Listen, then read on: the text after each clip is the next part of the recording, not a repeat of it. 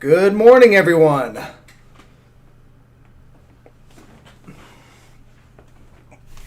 Hope everyone's having a good weekend so far. Let me know if you guys can hear me okay. We'll get started here in just a second.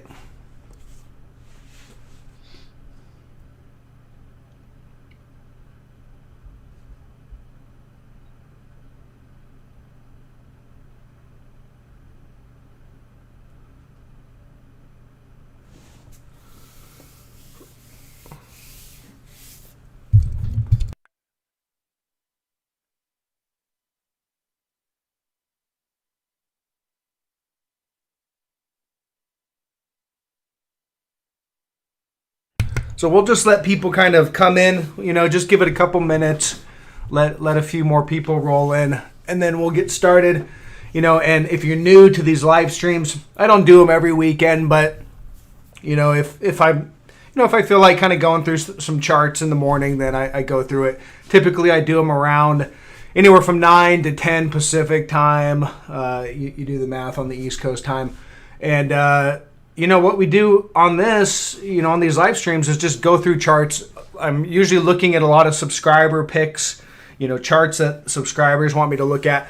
It's good for me as well because, it helps me, the more eyeballs that we have kind of scanning for trade ideas as a group, then, we can kind of look and analyze these together.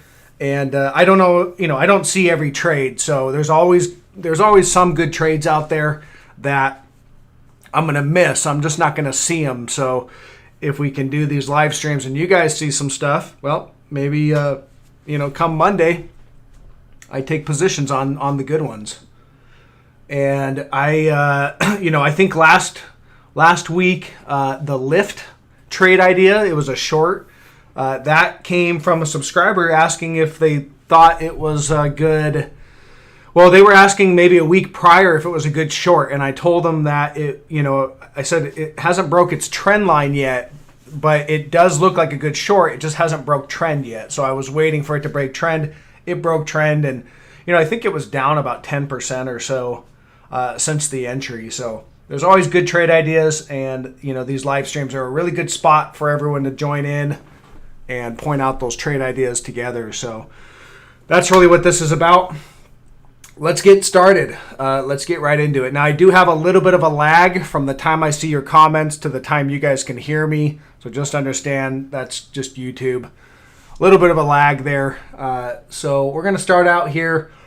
We'll just start at the top, guys. And, leave me a thumbs up. Do whatever you can to help the channel. I do appreciate it. It's this is kind of a side project for me in terms of, I don't really make much money from YouTube, but I started the channel a couple years ago as a way for me to really explain the thoughts in my head of charts. I'm constantly looking at stocks. I'm constantly in the markets trading, and sometimes it's just a little bit of a therapy to get this information that I have out of my head and out to a different out to a community. So it helps with that, and that's really what I started this channel was just a way to kind of talk about stocks. It's like talking shop, basically. All right, let's get into it. I'm going to start at the top. BTG, that's a gold miner. We like this one, don't we? And let's see here. So BTG, I'm on the weekly charts. We need to come down to probably the daily here. All right, so I'm not sure what happened to my buy zone that I had on this, where that went. But I did have some support, I believe. Yeah, I think it was right about there.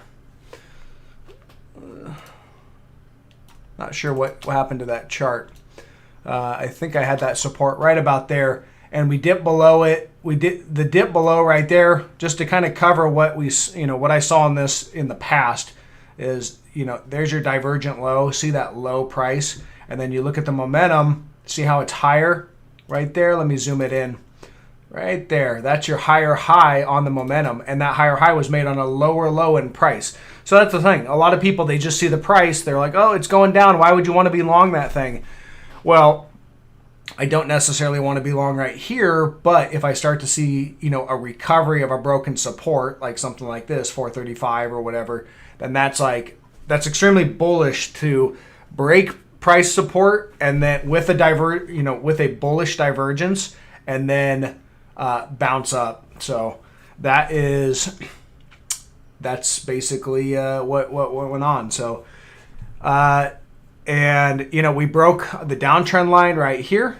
So I'm just kind of covering what this trade set was about, because a lot of the time people don't really tune in to the good trades a lot of the time until a lot of the moves already been in. We want to get into these trades early so that your risk is really low, and as it rolls up, it just you just keep your stop losses moving up, trail your stops, and you can't lose. And so we broke trend. There's your downtrend line. Broke it. Okay, first level of resistance was right about here at 489. Look at the candle. See that candle right there? Break right through that resistance. Look at the volume. We want to always check volume around breakouts. And look at that volume. That's some increased volume. All right. It's not a huge volume, but it's above average, let's say. So we got a breakout above resistance on above average volume. So then we break, come back in, back test it a little bit. They kind of tried to whip people out right there, but held that support and trending higher. So as far as I can tell, you got the 200-day moving average right above 572. We'll probably battle around with that. But we also have some resistance right there at about 599. So what I'd expect is likely going to happen is we're probably going to overshoot the 200, run up, hit that 599, $6 area. Maybe have a little whip through it, and then that will probably get a pullback around there. But where's that pullback go? I'm not so sure. It could be a pullback down to, maybe this area, back down to 528. It's hard to say where it's going to pull back, but I think we're likely going to get a little bit of a pullback there. But ultimately, as far as I can tell, this thing is bull market, it's a bull market, and we're trending up. Look, higher lows, higher highs, and we're just continuing. So I'm not going to pull the trigger and exit my gold mining trades. If you're a longer term investor, I think this is, I think we let this thing run. If you're looking for an active trade, well, there's your resistance. So, could pull back there. You might exit and re-enter at a lower price. I see no negative divergence or anything like that telling me that this is over. So yeah, another dollar before we probably hit any kind of resistance. All right, what do we got next? MGM. That's where I was just down there for the March Madness tourney, just watching the games and stuff. All right, so MGM. Let's see what we got going on here. We've got negative divergence here and here. All right, so you see that. You can see here's earnings came out right here, and it's been selling down since earnings. Nothing crazy, but it's been selling down. So we have negative divergence. So each one of these are divergent highs, basically starting, that's a divergent high, that's a divergent high, and that's a divergent high. See how it's just a marginally new high? That's how negative divergence typically works. When you have negative divergence, you'll make a new high. If you're going to make a new high, it's going to be usually just a marginal new high, where it's just going to be like barely get over the former high, make it look like it wants to run, suck in some people, and then fail. But what I would look for now, how my trading style works is we look for a break of trend. So no, I wouldn't want to be long this. I wouldn't. If you're long, you can stay long because it's still uptrending, and just set a stop on a break of the trend. But I'm not in this trade, so what I would be looking for as a trade is a short on a break of trend. And there's your trend line right here. So we got a little ways to go, but we'll look for that break of trend and kind of just watch that. We could probably add an alert on that one. And there's our alert. And then where's it sell down to? Some support. Well, you've got Looks like we had a resistance right there. That's your first level of support. The 200 will probably come up. So if it breaks, it's probably going to come down and hit the 200 and that support level at the same time. Maybe we get a bounce or a back test. I don't know what will happen, but what I'd look for is a break of that. And that will be your first level of support. From, let's say we break sometime next week. That would be a trade of 15, 16%. All right. We break that, and you've got another level of support. Look, this is a bigger level right here. And that would probably be my final target on this one if it was going to get down there. Well, let's see if we can tighten that up just a little bit. Yeah. Yeah, it's right about there. Right in that area. And so that final level of support is going to be about 23.50. Again, if you're shorting something, you usually want to step in and cover just above the support level. Keep that in mind. You don't want to wait for that, for the penny. And yeah, it could overshoot and slice right through. But again, you want to take the sure money. If you're trying to active trade it, you want to take that money when you have it. Don't always try to get, don't try to get the last penny because you never know where the buyers are going to step in. So, if I was in this and I was short, I'd look to cover somewhere right above that support level at 23.55. All right, moving on. Let me just kind of scan through here. Yeah, commodities. We love those commodities. We can take a look at those real quick. I'm playing coffee. I've got a pretty sizable position in coffee, and it was doing. They were doing great last week. I mean, last week from all the trades I've called out over the last couple weeks, last week was just real. I guess what would you call confirmation or affirmation that I was on the right side of those positions.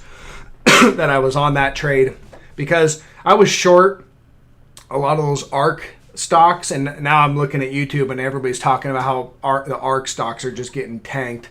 Well, most of those stocks are the ones I've been short, and then I've been long a lot of the materials, and I'm playing that through the gold miners. I saw a lot of value in those gold miners because they had a nice correction. So I like to buy things after they've corrected and right before they're about to turn.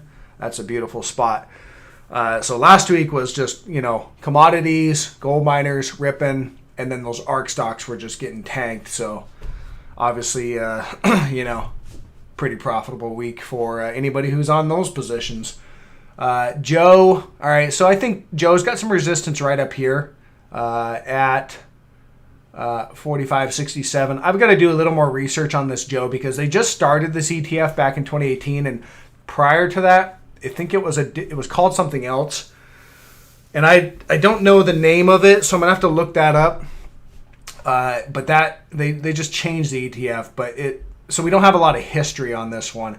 But I think Joe probably looks a lot like corn or something like that. If I roll it down to corn, the commodities all look like this. They've been in a big long bear market for since 2014. Well, really since 2012, and they're now just breaking out of that bear market just like crazy. I mean, look at corn. That's ridiculous. And I suspect that's what the coffee chart looks like as well. It's probably, and I think it hasn't even started to run. You can see this is like the bottoming part of that. So if you look at corn, coffee is probably down in this area. It's probably right here, just about to start to break. So I like it. It looks, I think it's one of the, it's a good one so far. I don't see anything in the chart telling me that this is done. I mean, you look at the daily, there's no negative divergence. I mean, look at this. You just made a higher high over that. Here's your high, your last high right here. And here's the momentum, the kind of the high in the momentum. And we just made a new high in price, new high in momentum. So momentum's just confirming with price we're in an uptrend. All right, there's no divergence. Momentum's up, price is up. All right, let's see what else we got, guys. Because I cover these, I'm covering these a lot throughout my videos. KHC, yeah, that one's probably, is that filled the gap yet? I didn't take that one, but has it filled? Yeah, it's gonna fill this gap. I mean, it's pretty obvious right here. I was hoping to get this one on a down here at 25. I was really hoping I could get it down here. It was paying a really nice dividend, and I was looking for that head and shoulders, that big long inverse head and shoulders where you got the shoulder, the head, and I was hoping to get it down here and then run up and fill the gap, but it just never did that. It just continued up, so it left the train without me. Again, I don't chase, so anything that's just gone straight up, and if I'm not in it, I don't chase it. All the stocks that I'm going to talk about that I try to buy or I try to short, typically I'm trying to tell you guys about those trades before the move happens. So before they start ripping higher or before they start crashing, likely I'll start talking about it and let you guys know what I'm looking for to enter that trade. This one, I've talked about this for a while, but you got an uptrend line right there and your gap is right up there at 47.86. So now, you can see it's just heading right up to there. That's going to be where the traders are likely going to step in. Now, they're going to do one of two things. If you're in this, they're either going to step in just shy of that gap and you're not going to actually fill the gap on the initial move higher. So if that happens, it'll probably run up, almost fill the gap, and then probably sell off and come back down to this trend line. I would, if you're looking to be a buyer, I'd probably want to be a buyer down at the trend line if it does that, because it would likely bounce off that trend line and then break above the gap and continue higher. Or what they'll do, because the momentum will be so strong, is they'll overshoot that gap, make it look like it's just going to continue to break, and then it'll fail. Either way, around this level is where I'd be looking, if I was long, to probably take some profit and, see what happens, see if it wants to break lower.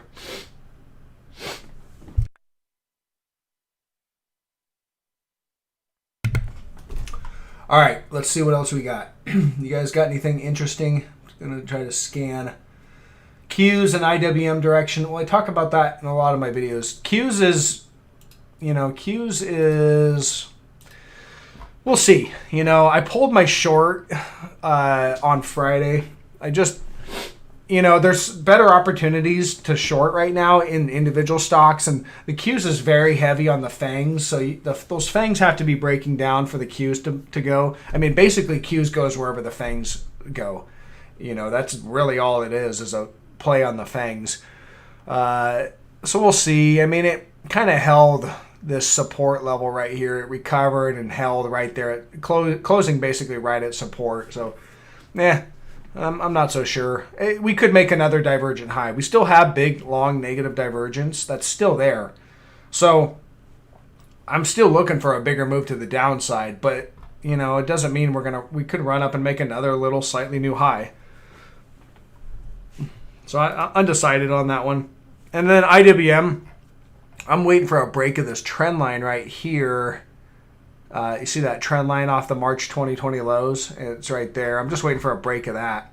Started to break, but closing basically Friday right there, right at the trend line. So that's not a breakdown. I'm looking for that breakdown. We have negative divergence, but again, this could run up and make a new high.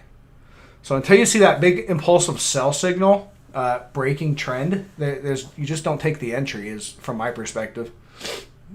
But I think we're going down. I think we will have some sort of a correction, but until I see that sell signal, I'm not interested. ARRY, what do we got there, guys? What's that one? And I'm going to go for, guys, I'm probably going to do this for another, another 30 minutes or so. So hopefully I can get to your question. I try to get to them all. Array Technologies. Okay, this is pretty new, huh? October 2020.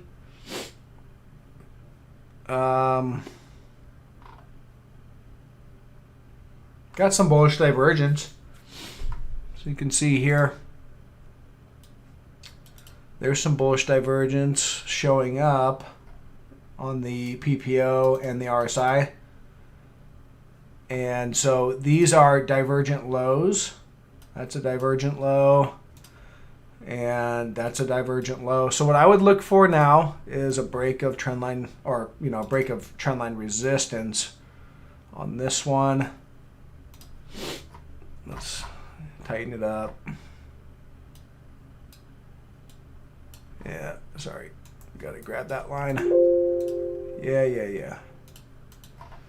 And yeah, right in there. All right, so that's what I'd look for. I wouldn't want to be long this, and I wouldn't want to short this until we break the trend line. But if I was looking for a direction on this as of right now, I'd want to look to the long side, and I'd want to look at it for a break of this trend line resistance, an impulsive breakout. Look for volume to show up and look for the break. You break, you've got some. You'll have your first level of resistance is right here. All right. You break above that. I don't know. You break above that, you're probably going to all-time highs. There's not a lot of history here, but that 33.82, first level of resistance. And yeah, you probably get a pullback there. Moving on. What is TSM? I don't know what that one is. Oh, semiconductors. Yeah, I don't know about these semis. So you got negative divergence right there. All right. See that negative divergence? And there's your divergent high right there. So that's negative divergence on the daily. And yeah, you had a pullback. I mean, from that divergent high, that was a drop of 20%. I don't think that's enough to satisfy that negative divergence from my perspective. Let's see if we can find some sort of trend line support. Not the best. Not the best trend line because I've only got 2 data points, 1, 2, and that's not enough. So, you've got some support right here. 113.28. So you break to the downside, that's a sell signal. Otherwise, if it holds, we could run up and make a new high. Undecided on that one. Moving on to Sundial. I know that this is a momentum stock, and a lot of these mania stocks, these are stocks that you hear about. Everybody's piling into them, and everybody's piling into them when they're ripping to the upside. All right, so those people get burned pretty much every time. Now, they feel great while they're in it because it's a momentum stock, so the momentum often carries, higher and higher. And then, but, usually it's the people that are in these early that make all the money, and then the momentum goes against you and you get burned. But, it's at the 200-day moving average. Kind of scanning this one a little bit. Yeah, see, I don't see any bullish divergence. So, as far as I can tell, this thing's probably going lower. Not for me.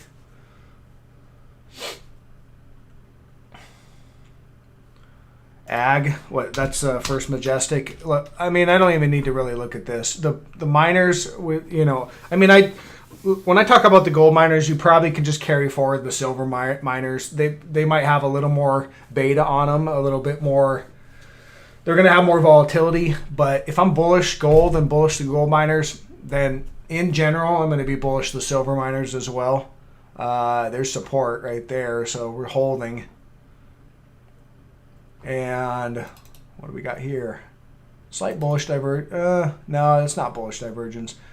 I think it's just bullish, in general. Throw this out, this candle up here, just erase that. That's that silver squeeze Reddit crap that went on. Just throw that out, and, you've got, to me, it looks like it's just in an uptrend, so likely going higher. What is a re-entry for Redfin or Snap short? All right, well, we can look at that.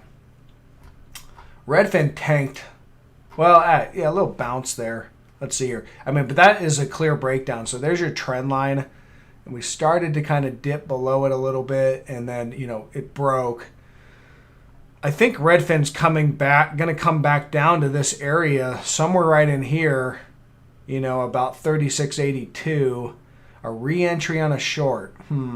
Well, the best re-entry would be a kickback rally. I don't know if you're going to get that. Maybe a gap fill somewhere right here. Once a trade gets initiated, it gets a lot harder to call the kind of the bounces. I mean, really, it's all about finding the initial trade, but it's really hard to call exactly where it's going to bounce, especially if you don't have clear support lines. I mean, Redfin doesn't have, from what I can tell, a lot of clear support where it's at. So it could just, go right down. But, if you gap fill at that 200-day and somewhere right in there, that would probably be where I'd want to re-enter, I guess, if I was going to short it. And then Snap, I'm still short this thing. I didn't cover, so I actually added to my short a little bit on Friday, right there at resistance. It was kind of popping above, looked like a good spot to re-add at about $55. But Snap for me is just getting started to the downside, and if I get rid of this trend line, this trend line right here, this was your uptrend line. We broke that trend. And you can see now we're kind of starting a new trend. And if I get rid of that, you'll see there's the new trend. See the downtrend? We're just kind of going down. So I think we're going to continue down and probably at some point get an impulsive break down towards filling this gap. And that's where I'm looking to cover. Negative divergence, that remains. So I don't see any change in that. We're just in the middle of that downtrend. Likely going to run down to the bottom of the trend. We haven't even hit the 200-day moving average, so I would say that the next move is probably going to head down to the bottom of this channel, hit the 200, we'll bounce there,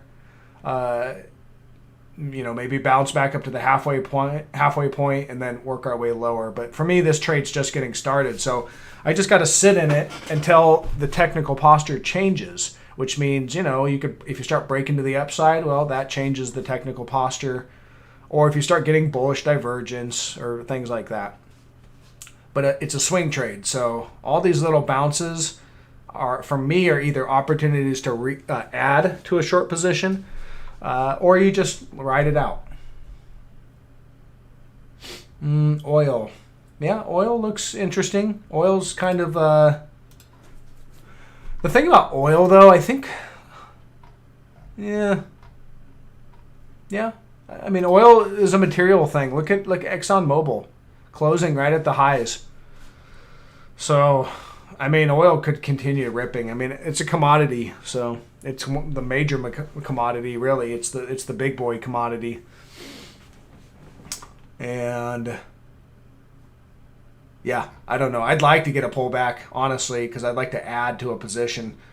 Down here at $50 in ExxonMobil, I'd like to add. All right, what else do we got, guys? Yep, gold's killing it, huh? Sold a put. Yeah, I'm not an options trader, so whenever I talk about me going short or long, it's not through options. I don't have any time. I sell short. A lot of new traders and people new to the market just don't understand that. I think it's probably maybe because Redfin, or not Redfin, but whatever the trading app is that everybody uses, Robinhood, and you can do options on that. But I sell short, so I sell stock short. I'm borrowing someone else's shares. They don't know I'm borrowing it. The exchanges handle all that, the brokerages. But I borrow someone else's shares and then return them their shares, and I take the difference. So, that's kind of how that works. I basically, instead of buying something and when it goes up and then you sell it at a higher price, I sell something and when it goes down, I buy it back or return it back to them at that lower price, and I keep the difference. All right, so it's selling shares short. You can Google it. But no options for me. I don't need the extra time element. We're trying to get accurate trades, right? And you can always add more to a position to make money.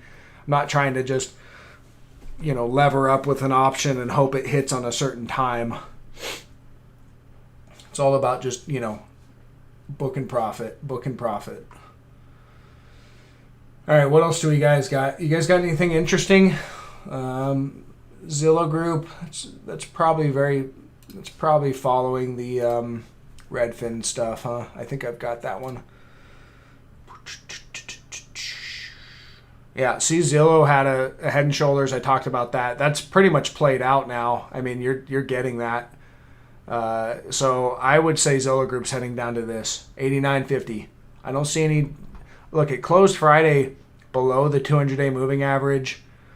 We're probably going to get rejected here and go lower.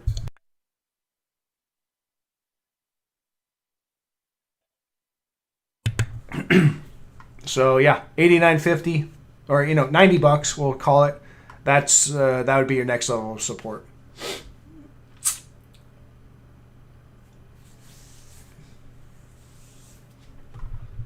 Yeah, the jobs report. The jobs report came out on Friday and it was bad. The Fed's going to continue to pump. It's just those commodities are just going to. I don't see a change now. I think we could get a pullback in these commodities, and that would we'll look for opportunities to buy or add back into long positions. I only have coffee right now. I don't have any of the other ones. So SQ. All right, SQ is interesting. I'm looking for a short on SQ because this thing's it's been holding this trend. So there's SQ. There's your trend. It's an upward price channel. So it's bullish in price, bearish in momentum. You can see here, we're still kind of working lower. Now, we don't have a negative divergence on this quite yet recently. Now, we did have negative divergence. This is a divergent high right here. And we've not put in a new divergent high. So it's holding trend. I'm not interested in shorting it, but I'm also not interested in being long because it has negative divergence. So what it could do, it could run up and make a new high. That would be another divergent high, most likely. Or it can break trend. And I'm looking for a break of trend. The 200 days right below it, though, as well. So we got to get through that.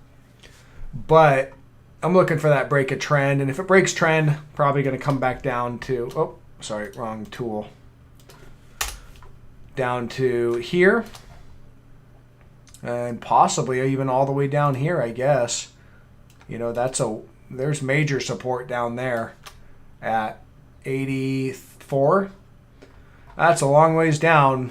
That would be a drop of 60-70%. But again, these are these high-flying momentum stocks that go up hundreds of percent, so they can drop that much too.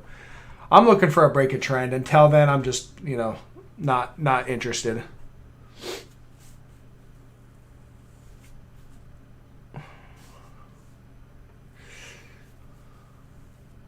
Yeah, treasuries. I don't trade the leveraged ones too often, but usually if I'm trading the leverage, what I'll do with the leveraged ones is Fed day. I'll pull up like gold, like NUG, NUGT, Dust, and you could pull up a Treasury one like TMF, and I'll day trade those sometimes on Fed day if I can find the move.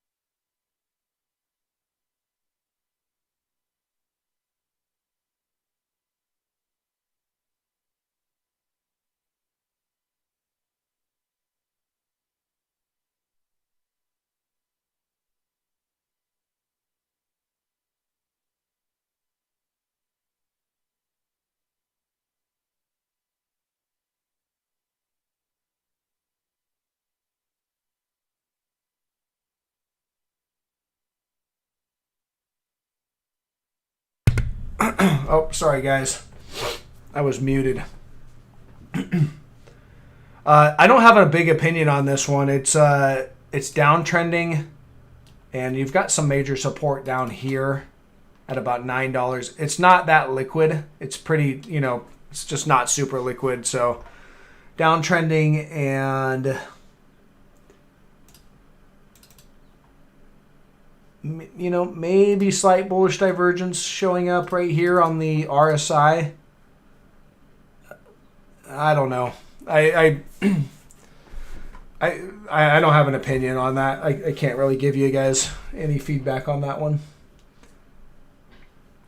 Yeah, I think ZG is still short personally. I mean, that's just my opinion, but I think I just covered that one, so you can go back and watch that one. EOG calls last 2 weeks. Yeah, that must be, what is that? Is that oil? Was I watching that one? No. Is that oil? EOG? Yeah, oil. Yep, oil looks good. I don't buy calls, but I can imagine the calls killed it. But I'm pretty loaded up on gold miners. Let's just put it that way. So it was very nice week for me last week, and I was pretty short on a lot of those ARK Invest stocks.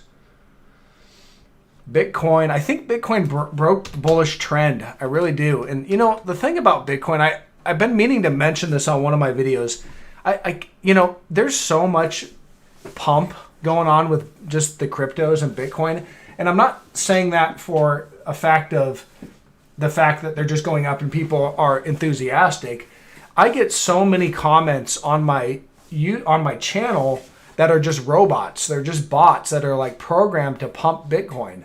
And I don't get that with anything else except for Bitcoin. I don't get, I don't get that for any kind of materials or any kind of individual stocks, not even like a pump and dump kind of stocks. But for Bitcoin, there's just, people have these bots that they're paying companies for, obviously, to just slam the internet with mentions of Bitcoin. And, I just can't get on board with something like that. Can you guys hear me?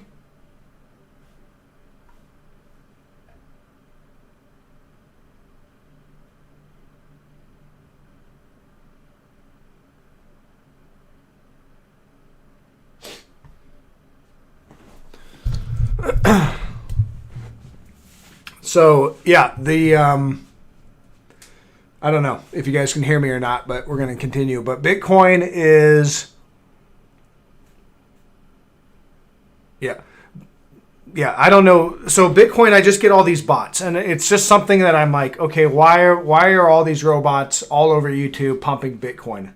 All right, and I think it's probably because a lot of these cryptos, maybe they'll change the future, but as of right now, I just don't see any use for them. I mean, people buy them and then they hope that they go up, and they're watching how much money they're making in dollars.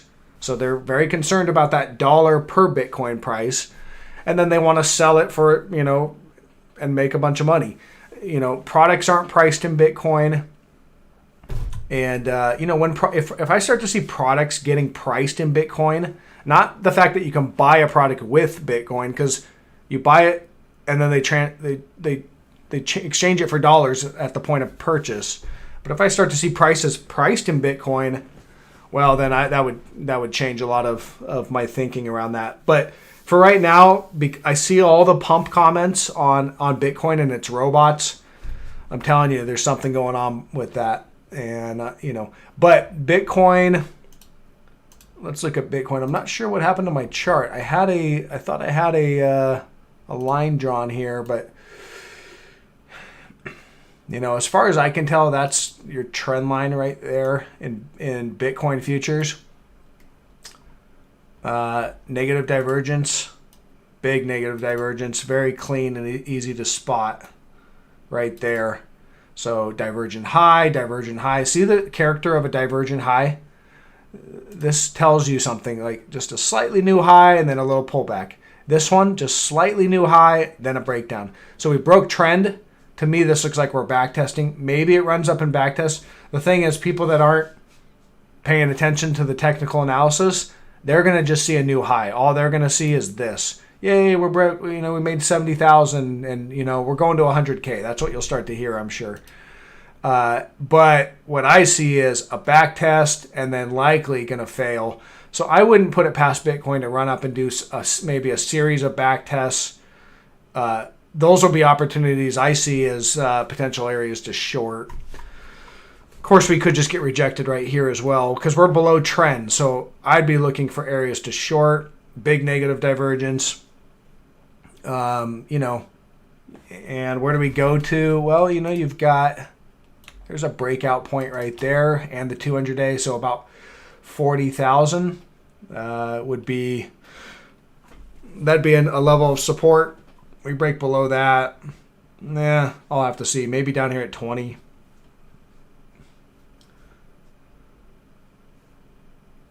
All right, what else do we got, guys? We've got another, 10 minutes or so, and then I'm going to wrap up. Time frame. This is a daily time frame. I don't know what we're talking about, but all right, LODE.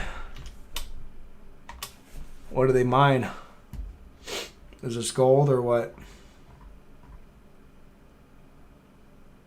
Mineral properties. You guys know what these guys mine?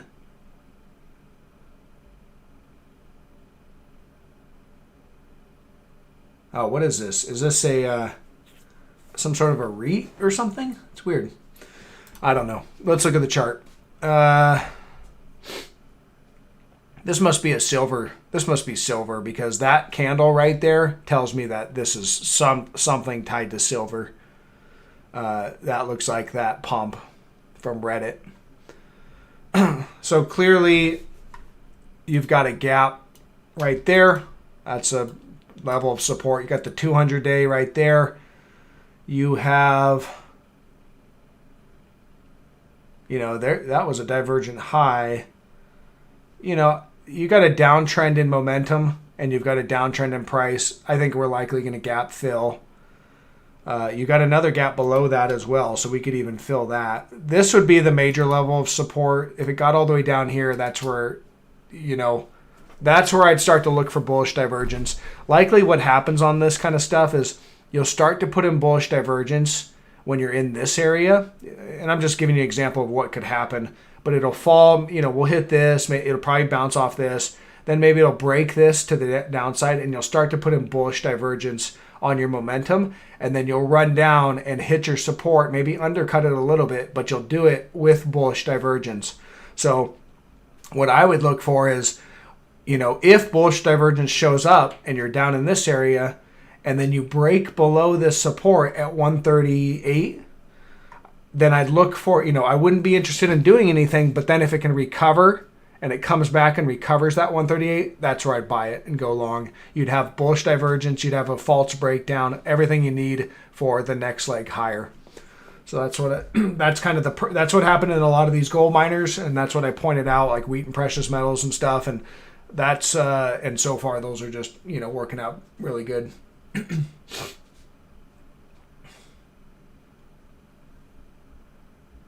APA, I don't know what that one is.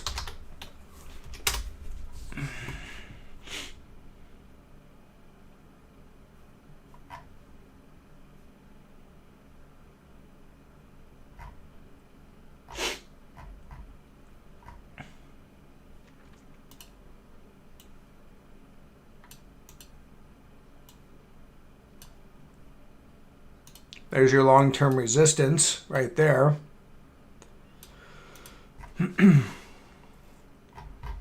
Looks like we're heading up to it. I mean, we're moving higher. That's about 31, 36. So up there, that's long-term resistance. So if I was long and you get up there, I'd take my money. And you don't want to get greedy And if if you get the breakout, you can buy back in, and maybe this thing's going to run higher. But I would take my money at the major resistance and then wait and see what happens. They're going to make it look, if it got all the way up there, they're going to make it look like it's going to break out. So you want to make sure you got confirmation on several fronts that you are breaking out, and it might not actually break out. This one, as far as I can tell,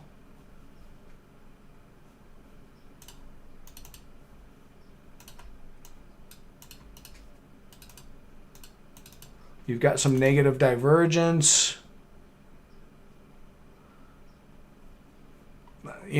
What I would say is this negative divergence is probably going to just continue, and we're going to work our way up to that major resistance. You're going to hit that with negative divergence. Again, if you get up there, I'd be looking to take my profit.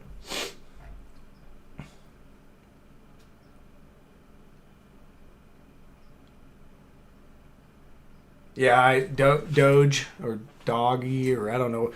I got a friend that bought into that pretty early, and everybody gets pumped up when they're making money, and it's I think you put a little money on that stuff. You take a flyer. It's not much different than going to the casino and playing a slot machine.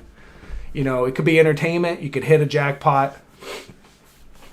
If you lose a little bit of money, but I mean, it's all relative to how much you got, right? I mean, I would just say that kind of stuff. If you're going to take a flyer on something, just do it with money that you can afford to lose. Do it with money that you would maybe take to the casino and drop, So, and if you hit, what I would say is if you hit something and it's ripping to the upside thousands of %, then take some off, play with house money. Take some plus, take a chunk of flesh with you and leave a little bit to run even higher. And that's how I would treat it. How do you short Bitcoin? Well, what I do is I use some of these proxies. You can use GBTC. That's the Grayscale Bitcoin Trust. That's one way to do it. And I don't have a chart. I'll have to tighten up the chart on this. Or you can use like Riot. So here's Riot Blockchain. I've been eyeballing this one. I think this looks like a good short to me. I think it's heading down to about 17 or 1830 area right here, the 200-day. I like it, but kind of waiting for a little bit of a bounce. We'll see. I don't know. This thing really runs, and it closed basically at support. So if we get some sort of impulsive sell down, then I think we're coming down to about 20. Well, let me adjust this. It's about 29. I'm going to have to tighten these charts up a little bit. But I do, I think it's probably heading down to this $18 area. But you can short like Riot, or the other one is Overstock. OTS, what is it? OTSK. Oh, that's not it. OSTK. Overstock. They've kind of hinged themselves to the price of Bitcoin right at resistance, right there.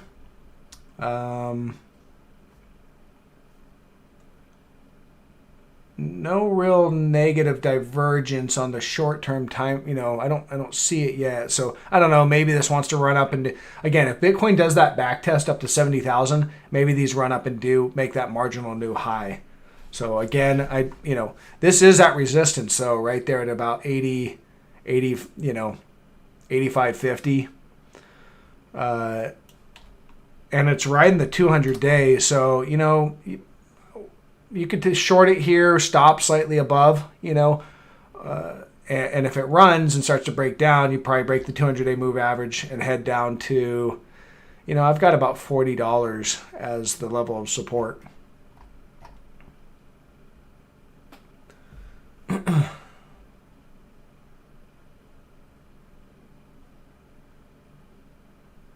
VIX, yeah.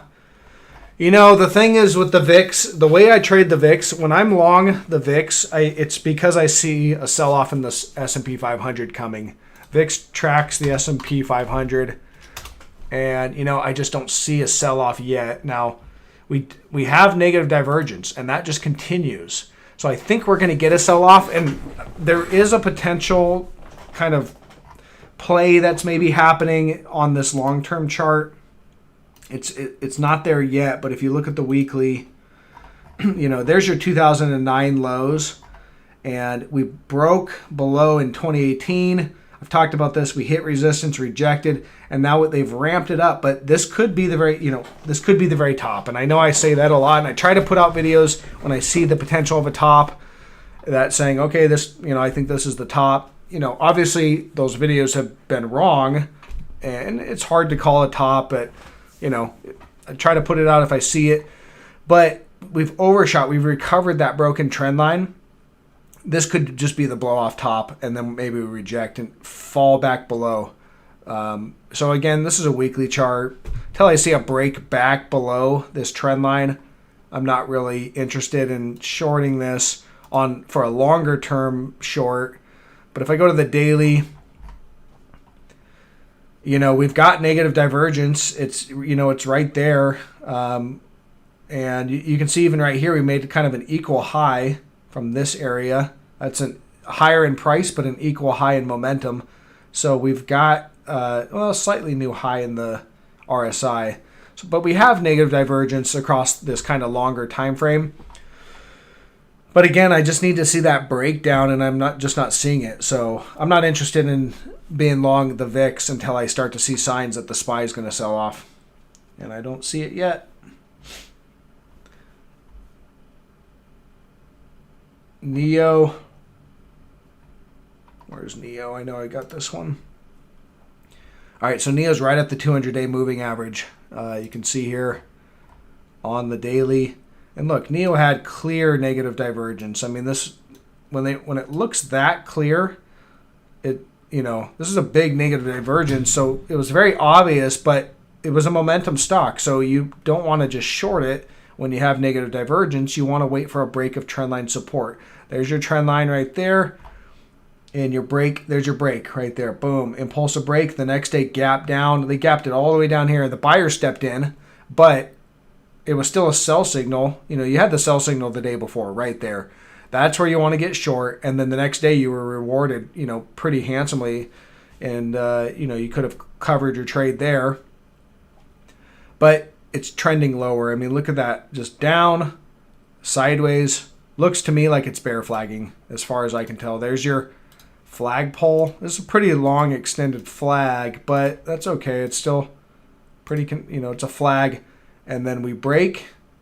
Sorry, it's log scaling, so my line kind of tweaks out. But I would say right about there, and that's why I have that line drawn out. And there's a gap too. See the gap down there? So you've got a gap. You know, this was resistance for a little while, a gap. That's where I think we're going. 2205. And we're at the 200-day moving average. So what I would look for, you know, it has been flagging, but here's the thing. I think if we break that, all the flag action has been above the 200-day moving average, all of it. You can see just above, above, above, and now above. So if we break the 200-day, we get some sort of impulsive break. Yeah, I think that's going to be the start of the move lower.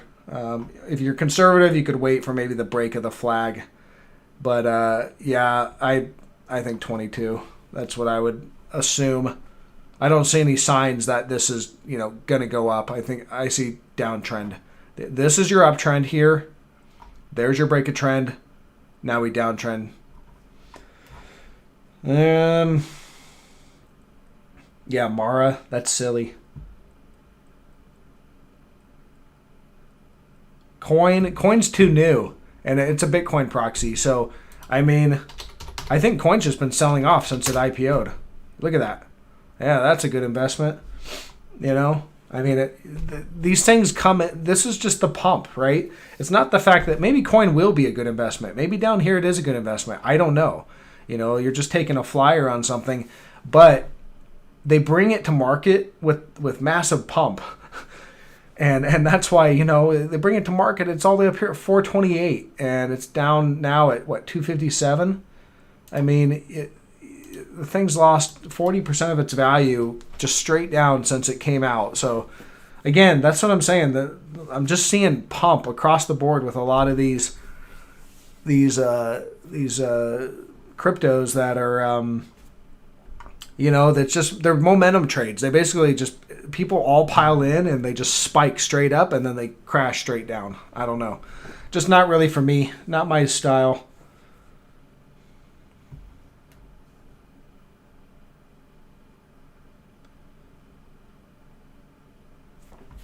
Plug. I think I've been looking at that one, but yeah, see, I mean, plug it. There's your uptrend line right there. Yeah, and I remember, look at that. Just look at that momentum right there. Just gap and just straight up, just choppy. And then it broke, and we put in bullish or negative divergence. You can see it right there. See that high? See that? It's a lower high in momentum on the PPO and the RSI, and yet made a slightly new higher high. That divergent high was your all-time high in this, and it's just straight down ever since. Now, again, this has, I mean, you could have shorted it maybe up here and then, but there's your break. And see the break of trend? It's a gap down, impulsive breakdown. So, plug's going lower. I don't see any reason why it's not.